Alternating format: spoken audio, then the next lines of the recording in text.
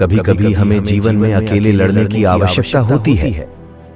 यह कहानी एक ऐसे लड़के की है जो अपने लक्ष्य की ओर आगे बढ़ने के लिए अपनी अकेलापन को एक सुनहरा अवसर बनाता है। एक समय की बात है, एक छोटे से गांव में एक लड़का रहता था। वह बहुत सपने देखता था और अपने लक्ष्यों की प्राप्ति के लिए प्रयास करने का निरंतर जुनून रखता था, परंतु उसके पास न कोई साथी था, न कोई गाइड करने वाला। उसके परिवार में भी उसकी सपनों को समझने वाला कोई नहीं था। इसलिए उसे लगता था कि वह अकेलेपन की जंजीरों में बंद है और उसके सपने अधूरे रहेंगे।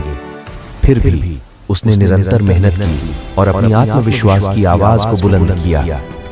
उसकी इच्छा शक्ति और संघर्ष ने उसे सही दिशा में आगे बढ़ाने की शक्ति दी।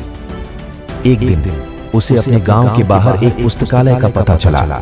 वह आश्चर्यचकित हुआ क्योंकि उसे पहले कभी ऐसी जगह नजर नहीं आई थी। धीरे धीरे उसने उस पुस्तकालय के दरवाजे पर कदम रखा।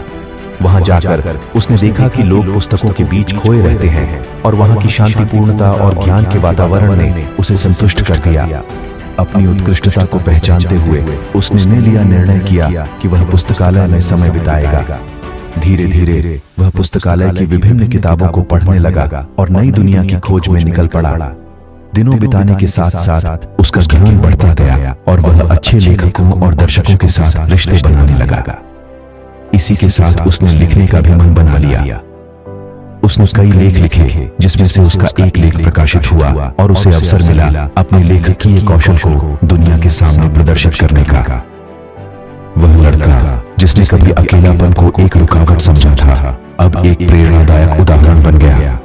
लोग उसे मान्यता देने लगे और वह लड़का अपने लक्ष्यों की ओर अग्रसर होने में सफल हुआ। इस कहानी से हमें यह सीख मिलती है कि अकेलापन को एक सुनहरा अवसर बनाने के लिए हमें संघर्ष करना चाहिए।